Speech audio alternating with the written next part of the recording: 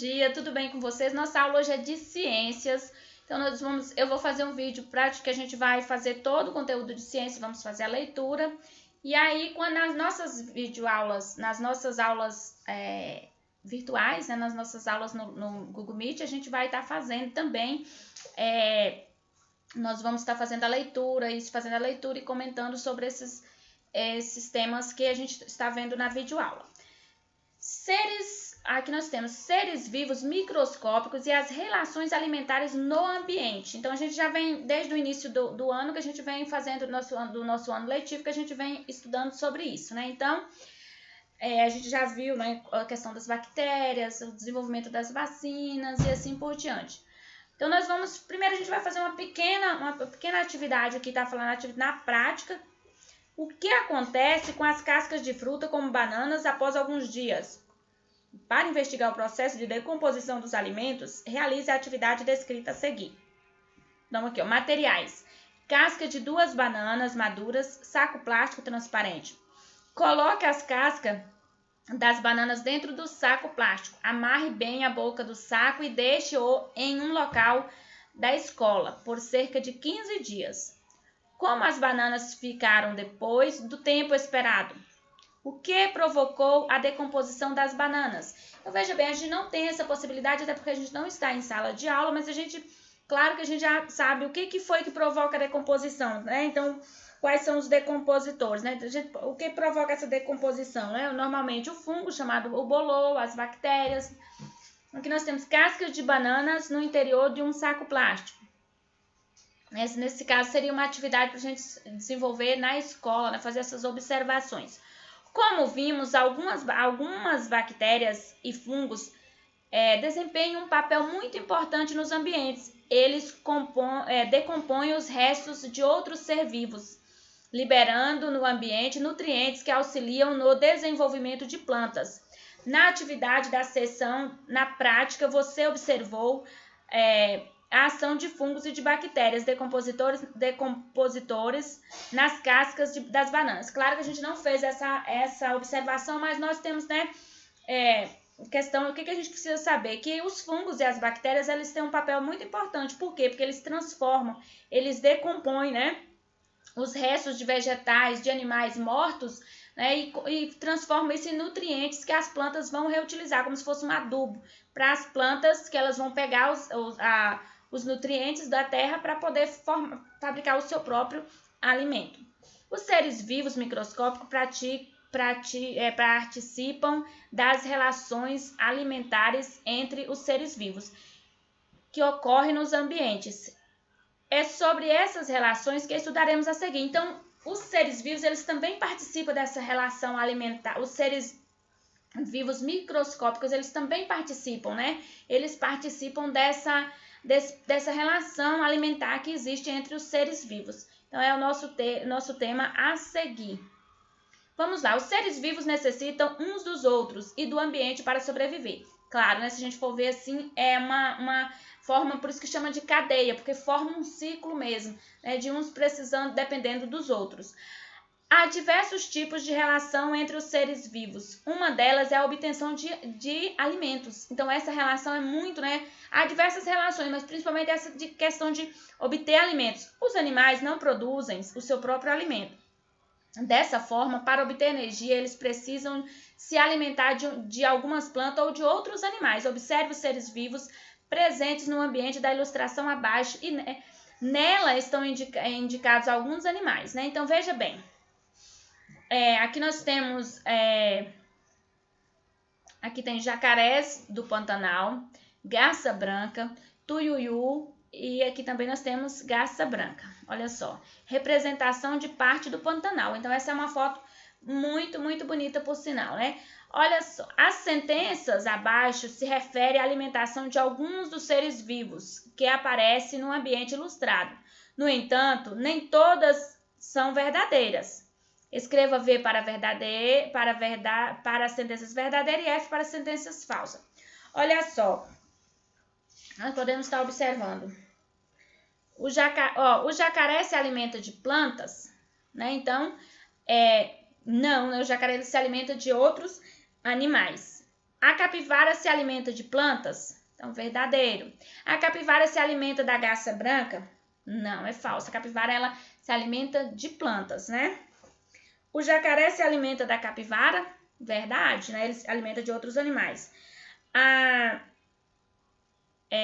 As plantas se alimentam da minhoca?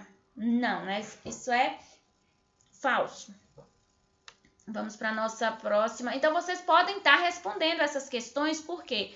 Porque quando chegar na avaliação bimestral, nós vamos ter essas questões, algumas questões a gente vai ter sobre esse conteúdo e você já está mais, já com conhecimento melhor para poder responder as questões, não terá dificuldade. Então, vamos lá. Aqui tem algumas curiosidades. Capivara pode atingir cerca de 1,30 m de comprimento. Centopeia pode atingir cerca de 30 centímetros de comprimento. Garça branca grande pode atingir cerca de 90 centímetros de comprimento. Jacaré do Pantanal pode atingir cerca de 3 metros de comprimento. Tuiuiu pode atingir cerca de 1,40 m de comprimento. Minhoca pode atingir cerca de 25 centímetros de comprimento. O caracol pode atingir cerca de 30 centímetros de comprimento. Aqui nós temos capivaras, centopeias, caracóis, né, e tuiuius. E aqui também nós temos a minhoca aqui. Algumas ilustrações, algumas representações. As plantas se alimentam? Caso sua resposta seja afirmativa, explique de que maneira.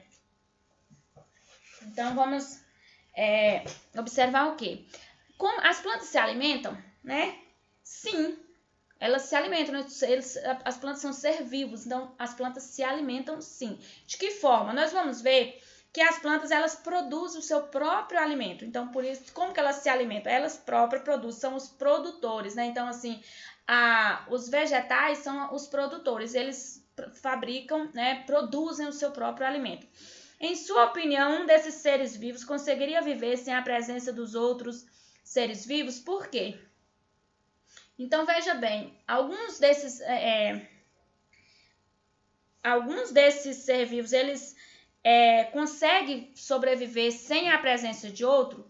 Então, claro que não, porque eles dependem um do outro. Então, como é que ele vai adquirir alimentos? Então, não tem como, né? Então, eles dependem um do outro. Veja a seguir um exemplo da relação alimentar entre os seres vivos. A planta produz seu próprio alimento por meio da fotossíntese. Parte desses alimentos é transferido para os seres vivos. Além disso, as substâncias produzidas por fungos e bactérias e decompositores são absorvidas pelas plantas e transferidas aos outros seres vivos. Então, veja bem, quando os decompositores eles transformam os restos de animais mortos, as plantas necessitam dos decompositores? Sim, porque esses decompositores, essas bactérias e fungos, elas transformam o resto de alimento em adubo, em vitamina, em nutrientes, em energia para a planta. Né? E quando fala de energia, é energia para a planta. O milho pode servir de alimento para o camundongo. Né? Então, aqui nós temos milho pode atingir cerca de 2,50 m de altura. Aí nós temos aqui, ó, por meio da fotossíntese, as plantas utilizam a luz solar para produzir seu alimento. Então, ela retira, né? Ela retira do solo os minerais e a água e os sais minerais que vai pela raiz até as folhas, e com a luz do sol é fabricado o próprio alimento da planta, que é a fotossíntese. Acontece o processo de fotossíntese. A fotossíntese ocorre principalmente nas folhas. Nelas existe a clorofila, que é um pigmento verde que capta a luz fornecida pelo sol. Então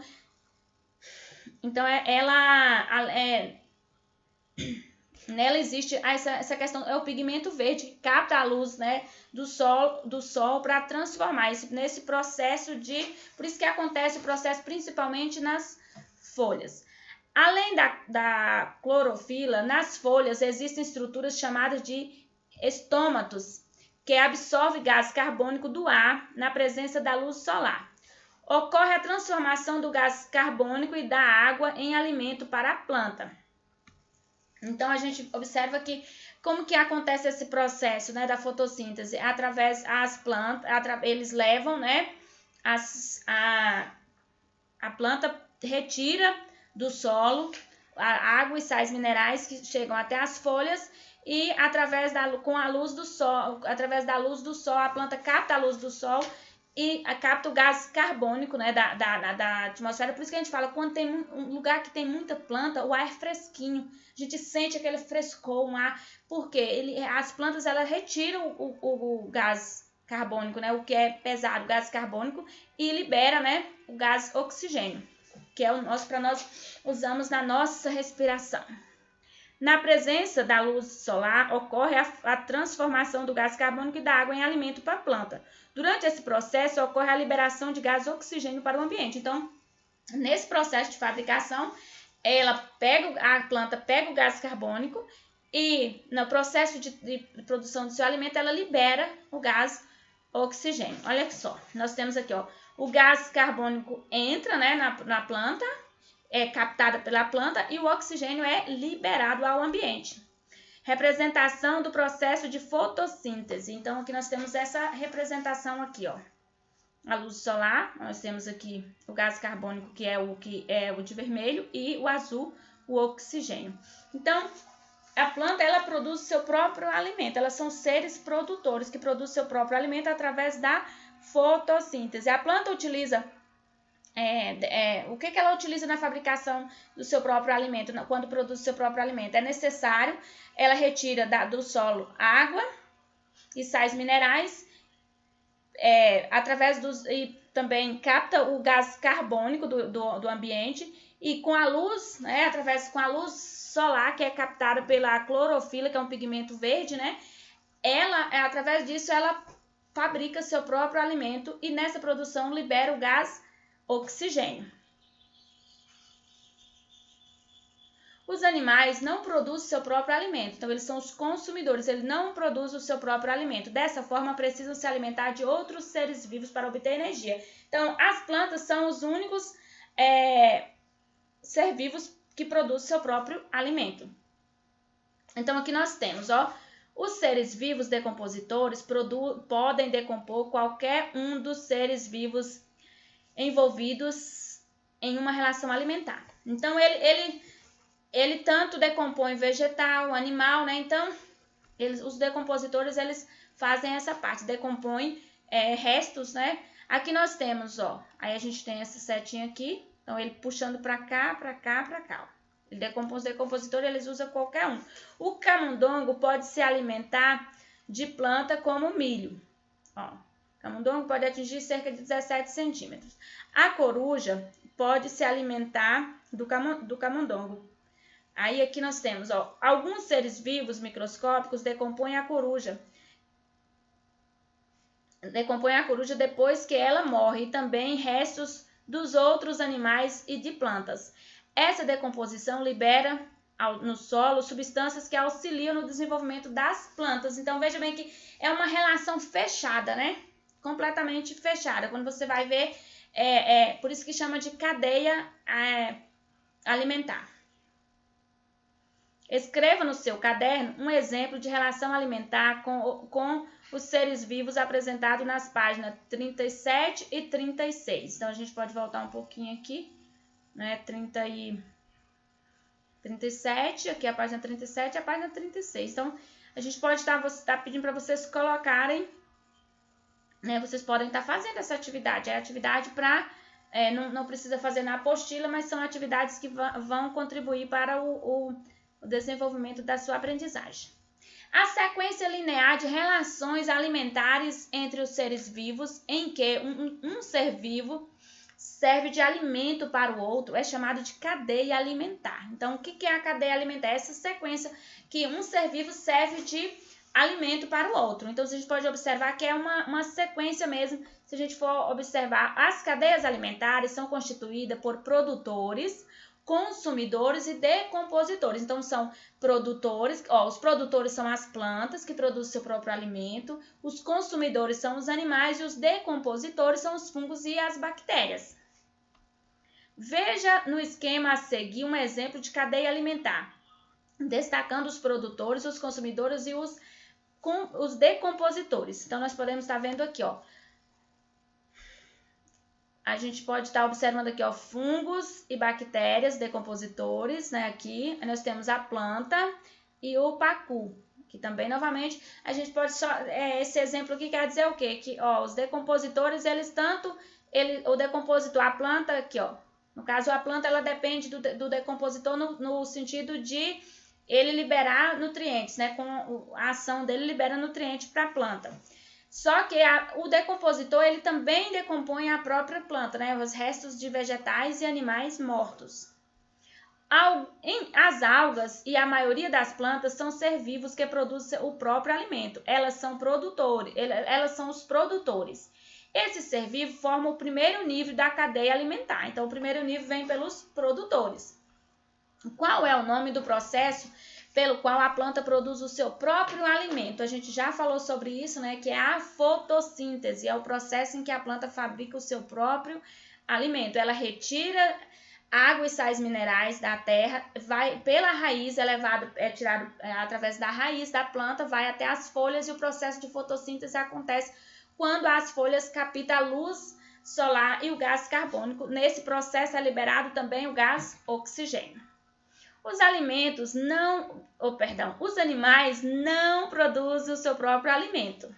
Eles necessitam se alimentar de outros seres vivos. Os animais são chamados de consumidores. Então, plantas produtores, animais consumidores. Nessa cadeia alimentar, o pacu, a piranha e o jacaré são consumidores. Note que eles ocupam diferentes posições na cadeia. Ou seja, o pacu se alimenta da planta, a piranha se alimenta do pacu e o jacaré se alimenta da piranha. Então, nós temos o quê? Nós temos, nesse caso aí, uma questão de consumidor primário, consumidor secundário e consumidor terciário. Por quê? Se a gente for ver, o pacu se alimenta da planta, ele é o primário, né? Ele consome o primeiro. Depois a piranha come o pacu e depois o jacaré se alimenta da piranha. Então, nós vimos fluxo de energia nas cadeias alimentares. Vimos anteriormente que nos ambientes as plantas produzem o próprio alimento por meio da energia solar e que é transferida de um ser vivo a outro. Quando um animal se alimenta do outro. Então, essa transferência de energia vem o tempo todo, né? Então, a planta produz o seu próprio alimento, ela pega a energia solar, né, e vai transferindo de um animal para outro. No entanto, a cada nível da cadeia alimentar, a energia transferida torna-se cada vez menor. Veja, vamos só observar aqui. As plantas utilizam a energia solar para produzir o seu próprio alimento. Cada ser vivo da cadeia alimentar utiliza parte da energia que produz ou obtém para se manter vivo. Aqui nós temos uma seta que indica para a nossa próxima página. Pronto, aqui nós chegamos, nesse esqueminha que a gente acabou de falar lá atrás, na página anterior. Dependendo da posição que cada consumidor ocupa na cadeia alimentar, eles podem ser classificados em consumidor primário, secundário ou terciário, assim por diante. Vamos lá. Então, nós temos aqui, a gente pode observar. Vamos observando aqui, número 6. Nessa cadeia alimentar, qual é o animal consumidor primário? Então, a gente já tinha visto anterior, né? Vamos só observar aqui. Em cada nível, parte da energia transferida dissipada para o ambiente, principalmente em forma de calor. Ao comer a planta, o pacu obtém parte da energia presente na planta. Ao comer o pacu, a piranha obtém parte da energia presente no pacu. E ao comer a piranha, o jacaré obtém parte da energia que tem nela. Então, ele usa a parte da energia para sobreviver. Quando fala de energia, essa questão para poder sobreviver. Os seres vivos decompositores podem decompor qualquer um dos seres vivos envolvidos na cadeia alimentar. Então, os decompositores, eles podem usar qualquer um. Eles podem decompor qualquer um. Nós estamos vendo aqui, ó, nessa cadeia alimentar, qual é o animal consumidor primário? O pacu. Consumidor secundário, a piranha. E o terciário, o jacaré. Na cadeia alimentar, os nutrientes são transferidos de um ser vivo para o outro e retornam ao ambiente por meio de uma ação das bactérias e fungos em um processo chamado decomposição. Essas bactérias e esses fungos são chamados de decompositores. Então, consumidores,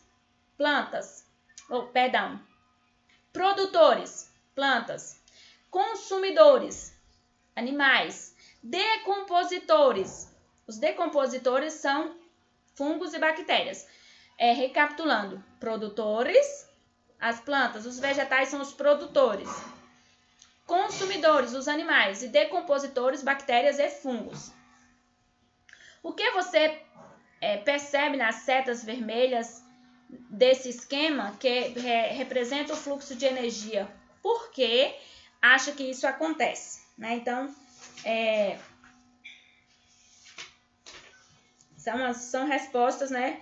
Vocês vão estar vendo o que você percebe, ó, o que você percebe nas setas vermelhas desse esquema que representa o fluxo de energia, né? Então, o que você percebe? A gente vai observando aqui. Por que você acha que isso acontece?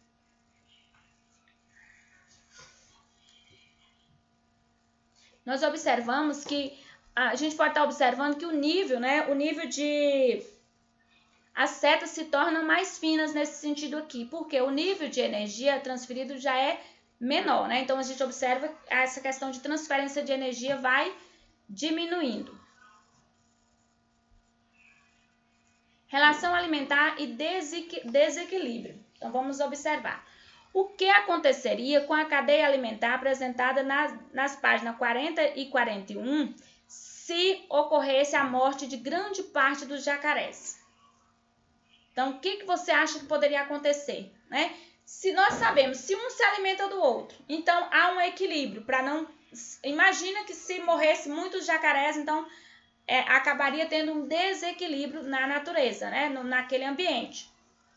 Cada ser vivo que compõe uma cadeia alimentar desempenha importantes funções para manter a cadeia em equilíbrio. Então, todos eles são importantes, porque se tiver falta de um, acontece um desequilíbrio.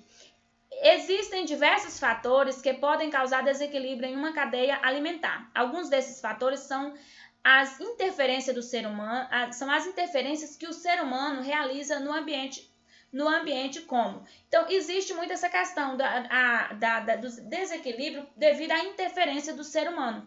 O desmatamento, a pesca, a caça e a pesca predatória, então acaba caçando demais ou pescando demais um certo peixe ou um animal que desempenha um papel ali naquele ambiente, então vai sobrar ou vai faltar alimento para algum outro ser vivo ou vai aumentar a população de outro, porque se falta quem consome, sobra, né?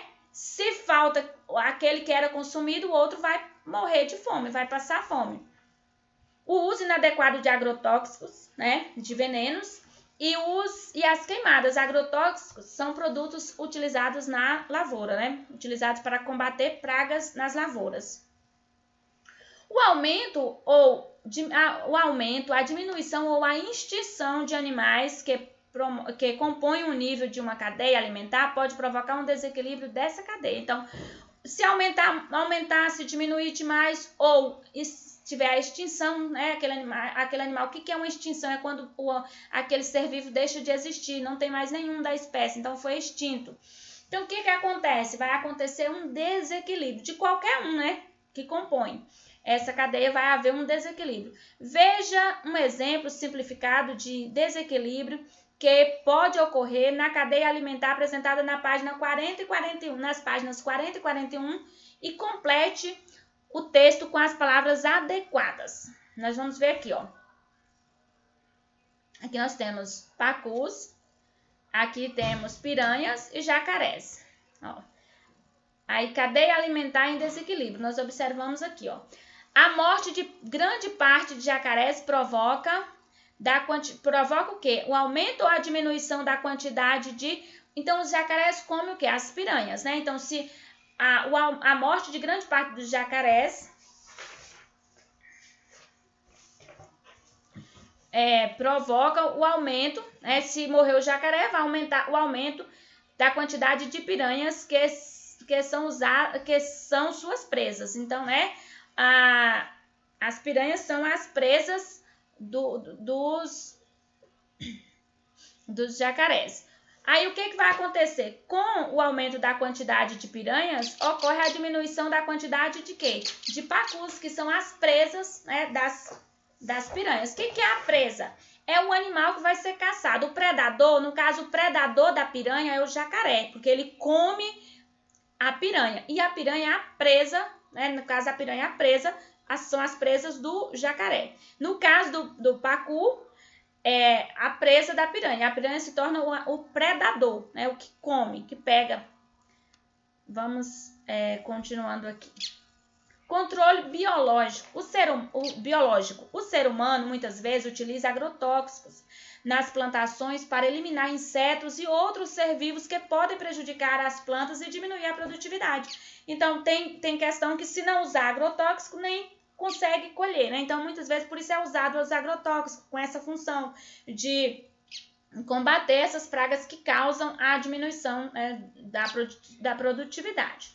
No entanto, o uso excessivo dos agrotóxicos podem prejudicar o ambiente, contaminando a água, o solo, os alimentos, os seres humanos e outros animais. Então, o exagero, né, o uso é excessivo, em excesso, mais do que o necessário, né? Então, o uso excessivo desses agrotóxicos causa muito mal. Contaminação de água, de solo, de alimentos, contamina os seres humanos, as pessoas começam a ter veneno no corpo, né, a conviver com isso, gerar doenças e até mesmo outros animais.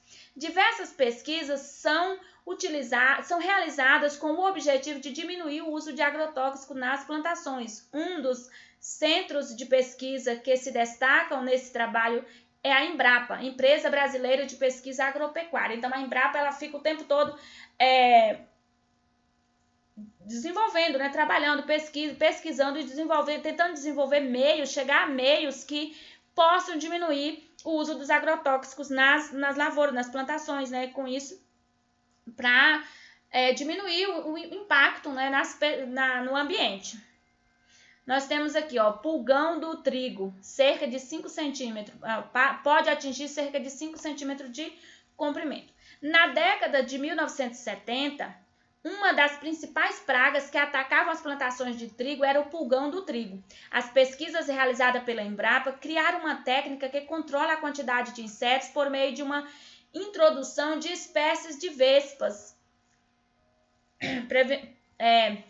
provenientes de países como França, Israel, Itália e Espanha. Essas vespas se alimentam dos pulgões, diminuindo a quantidade deles nas plantações. Então, assim, é uma questão do controle biológico. Ao invés de jogar veneno para matar o pulgão, trouxeram as vespas, que elas são predadoras, né? Elas comem o pulgão. Então, com isso, aconteceu um controle biológico. O que é um controle biológico? É quando não se usa, né? Não se usa veneno. Então, eles não usaram veneno, eles usaram outro animal, né? Outro ser vivo, que eram para comer o pulgão. Essa técnica é conhecida como controle biológico.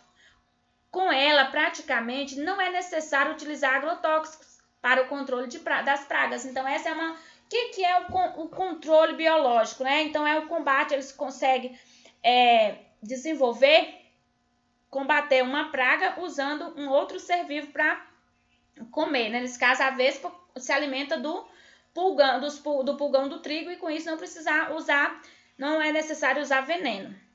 O controle biológico utiliza meios naturais. Então, como é que age esse controle? Como é que é feito o controle biológico?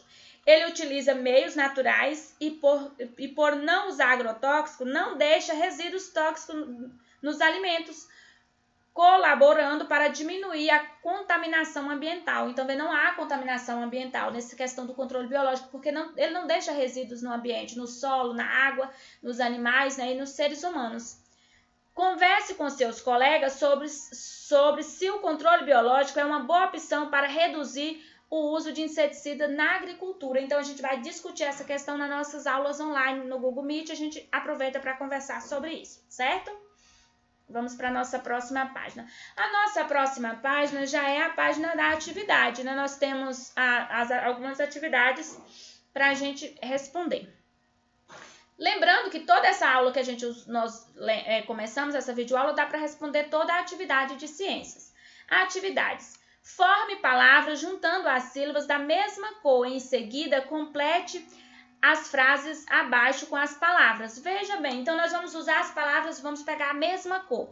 Vamos pegar, então, a cor vermelha. Então, a gente tem bactérias, né? Vermelhas se formou bactérias. As plantas produzem o seu próprio alimento por meio nós sabemos que é por meio da fotossíntese. Vamos ver onde que está. A fotossíntese está de verde. Nós temos aqui fotossíntese, né? Fotossíntese, porque esse S aqui são dois S, então separa as sílabas. Fotossíntese. Então, as plantas produzem seu próprio alimento por meio da fotossíntese, né? E aí, por assim por diante, vocês vão formando, usando as sílabas da mesma cor para poder formar a palavra que completa as lacunas. Silvia está pescando em um rio. Observe na imagem alguns dos seres vivos que podem ser encontrados nesse rio. Então, vamos observar. Alguns seres vivos. Aqui tem algas, um peixe herbívoro que se alimenta de planta, né? O ano passado nós estudamos sobre herbívoro, carnívoro e onívoro, né? Então, herbívoro se alimenta de planta, carnívoro se alimenta de carne e onívoro tanto de planta quanto de carne, de outros animais. Então, nós tem essa classificação, né? Por isso que está falando que o acari é um peixe herbívoro, quer dizer que ele se alimenta de plantas. O pintado é um peixe carnívoro, então ele se alimenta de outros animais, de outros peixes, possivelmente, se alimenta de carne. Escreva uma cadeia alimentar envolvendo os seres vivos que aparecem na imagem. Aqui, o ser humano pode participar dessa cadeia alimentar? O ser humano pode participar dessa cadeia alimentar? Vamos só ver que página é essa.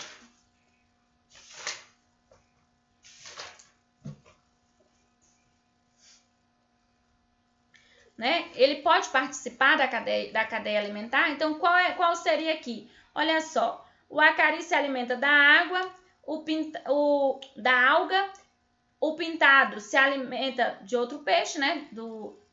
É carnívoro, se alimenta de um peixe, pode se alimentar desse peixe aqui, e o ser humano pode participar dessa cadeia como? Porque ele está pescando, então ele come o peixe, né? Então forma a cadeia, nós podemos escrever dessa maneira, ó. A gente pode criar essas setas, né? A gente pode começar essa seta das algas, né? Pode começar, até vou pegar uma caneta para a gente marcar essa seta aqui. Nós podemos fazer as setas bem assim, ó. Aí a gente pode colocar a setinha para cá. Minha seta não ficou muito pontiaguda aqui. E aqui a gente pode fazer. Claro que vocês vão fazer a seta retinho na linha, né? Então, nós podemos escrever essa cadeia dessa forma. O ser humano pode participar dessa cadeia? Sim, né? Claro que sim. Nós podemos colocar aqui que sim. Por quê? Porque o ser humano se alimenta do peixe, né? Então, nós temos aqui, a gente pode colocar aqui que o ser humano se alimenta do peixe. Então, aqui nós temos o pintado, é só algumas informações aqui, né? Silvio pescando. Então, até aqui, nossa videoaula vai até aqui, mas vocês vão poder usar essa mesma videoaula para estar respondendo as outras atividades. A gente dividiu porque senão vai ficar muito grande o vídeo. Um beijo e até a próxima.